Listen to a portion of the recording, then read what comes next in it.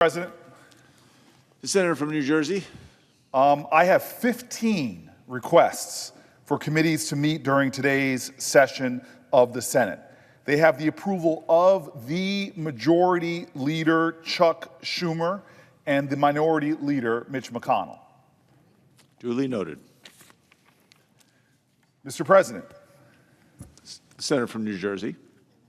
less than a mile from where we are right now, just a 15-minute walk away, are two curving blue-gray limestone walls about 304 feet long. They curve their way through the center of Judiciary Square under the shadow of neatly organized trees adjacent to the National Law Enforcement Museum. Built and dedicated in 1991, these walls were inscribed with nearly 12,000 names at the time they were built. Each year since then, more names have been added. In fact, just this weekend, families, loved ones, Americans of all backgrounds, Americans of all belief, a tapestry of our humanity gathered under the night sky for a candlelight vigil. And very solemnly, additional names were read aloud and inscribed into that limestone, adding yet once again to the total. These are hallowed names, engraved into those walls, etched forever into our nation's memory. These are names that belong to our fallen heroes. The names are of brave, loyal, patriotic law enforcement officers, our great citizens who answered the call, who sacrificed for their communities. No greater love hath a man than this, than to give his life for his friends, for his nation. These are men and women who every day knew when they suited up, they could face danger, potentially even the ultimate call. They are the names of police officers who had tragedy visit upon them and their families and their loved lives. They're also police officers who took their own lives, and names of officers who fell to COVID. Officers who, in the midst of the pandemic, when we were sheltering in place, they were out doing their duty. Each one of these names are sons. Each one of these people are daughters. They are husbands and wives, brothers and sisters, friends and colleagues. They are parents who have perished. In short, they are the names of public service men and women, public servants who made the ultimate sacrifice in the line of duty. It pains me to say that I am familiar with some of these names listed on the walls, familiar from my time as mayor when I oversaw a city including a mighty police department. I remember vividly those times when I would receive that call. One of our officers had been injured in the line of duty or had been shot, or in two cases where they were tragically killed. I remember those phone calls.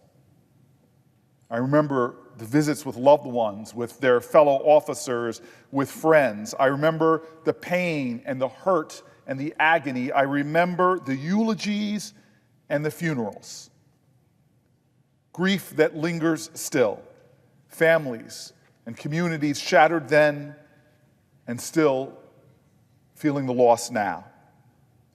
It first happened in March of 2007, just months after I had become mayor. Sergeant Tommaso Papalizio was the youngest of 7 siblings. He was an avid paintball player and a loyal son of Newark. His family had immigrated from Italy back in the 60s and settled in the city where Sergeant Papalizio attended high school. Police work, you could say, was in his DNA. 2 of his older brothers were Newark officers, and Sergeant Papalizio was following in his family footsteps. He had been a Newark police officer for 12 years when he responded to a call on a late night of dangerous drag racing going on. Sergeant Popolizio pursued a subject in a high-speed chase during which his SOV crashed into a pole, rolled several times, and he succumbed to head injuries 2 hours later. I remember vividly that day speaking to news media at the hospital. I remember speaking to his heroism. I remember speaking to his dedication, his commitment. And those words are as true today as they were then. And those words of heroism ring true also for Detective Michael Morgan, a 6-year veteran of the Newark Police Force who was tragically taken from us November of 2011. It was said that Detective Morgan was destined to be a cop. When he was a young boy, he would sit by his window and make siren noises, and when police cars went past his New Jersey homes. 2 of his cousins were police officers. His uncle was a police officer, retired deputy chief, no less. He was an athlete, played linebacker and fullback for New Jersey City University, and during his years on the force, he helped take hundreds of guns off the street, protecting people from gun violence. And he was more than just a Newark police officer. He was a community leader from Newark, serving Newark, involved in the community, loving his city in every way. And on that November day, Detective Morgan was off duty when he attempted to stop an armed robbery suspect. Just as he was about to pull his weapon, he was shot in the torso. Other officers there tried to save his life, rushed him to a nearby hospital, but he was pronounced dead.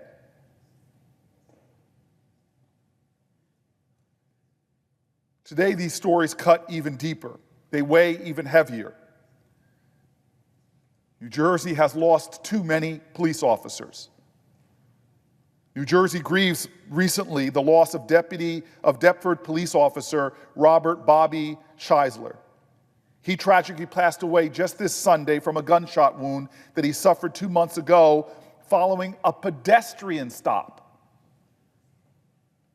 A 4-year veteran of the force, and the first Deptford police officer killed in the line of duty. He was just 27 years old. Mr. President, these stories, these officers, Sergeant Popolizio, Detective Morgan, Officer Scheisler, they are just 3 individuals amidst the hundreds and hundreds of stories of fallen officers whose names are on that wall and forever emblazoned on the heart and the soul and the character of our country. These stories show duty, they show honor. They're stories of service, of selfless purpose, and the ultimate sacrifice. Stories that remind us of the dangers that every single day law enforcement officers face. And most importantly, they demonstrate what it takes in this democracy, the greatest nation on the planet, still the call of duty, the challenge of what it takes to preserve peace. Without officers that put themselves in harm's way, I struggle to think of how the challenges we face would be all the deeper. Mr. President, this week, as we commemorate National Police Week, the purpose of these days is for us to pay tribute. Police Week is about paying tribute to the law enforcement officers who made the ultimate sacrifice to our country. Let's not forget that. It is a chance for all of us to pause and reflect on how we can continue to work together to ensure that police officers have the support that they deserve in doing some of the most difficult jobs in America. Every day, law enforcement officers are on the front lines of major crimes. They're there in our crises. They're there when we're afraid. They're there when we're under assault. They're there in our communities and our neighborhoods with a noble purpose to serve, to keep us safe, to make us strong. They respond to mass shootings, to domestic violence, to horrible accidents, and to painful crimes. They have to confront the scourge of the rising rates of gun violence in our country, walking into a situation where they face individuals sometimes with weapons that belong not in our streets or our neighborhoods, but in theaters of war. I have seen situations, active shooter situations, where other people are running out, they're running in. Other people are ducking for cover, they stand strong to protect us. In the past few years, during the pandemic, I began to hear the stories of officers with little regard for their own safety still going out and doing their job. When fear and the unknown of this pandemic was hitting, you still had officers showing up for duty, going into dangerous situations, and I began to worry about their well-being. And it's why, working with Senator Grassley, I was proud in the depth of the pandemic to introduce legislation with other colleagues from both sides of the aisle to expand the PSOB program so that death benefits are given to survivors of police officers and first responders who lose their lives to COVID-19. That the presumption is, if an officer dies, that it was a line of duty death.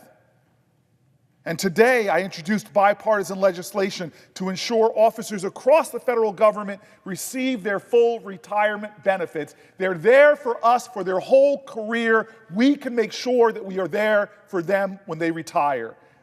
Yet all these bills are introduced and debated in this body. I know that it is a shadow of the work being done by the law enforcement officers in this nation. But many of us on this body were reminded of their heroism when this chamber was attacked on January 6th. And we saw officer after officer put their lives on the line. Indeed, as a result of that attack, we lost Capitol Police officers, including Brian Sicknick from the state of New Jersey. We stand here and we debate. We stand here and we legislate, but out on the walls, just yards from where I stand, are the officers who showed that every single day they face a danger that we will never know. So this week, a week in which we remember our police officers, law enforcement themselves are still out there serving our community. Law enforcement officers are still, with little regard to their safety, running into situations of great danger. Whether it is a rookie cop on their first day or a seasoned veteran who has been on the job for decades, police officers put on their uniform, head outside, and their families and their children and their loved ones know the challenges and the dangers of the job. Most of them will come home. Most of them will raise their kids. Most of them will see retirement, but tragically, some of them will not. And so this week, we call it Police Week, but it is a bit of a divergence from the understanding of why this week came to be. Mr. President, this week is here to remember the sacrifice and the service and the patriotism. My country, 'tis of thee, sweet land of liberty. Of thee I sing. Land where fathers and mothers, sisters and brothers died who wear the uniform. Land of patriotism and pride. Let us not forget those who have fallen, and let us continue in a bipartisan way to protect them, to serve them who so nobly serve us, protect us, and advance this nation forward each and every day. Mr. President, thank you.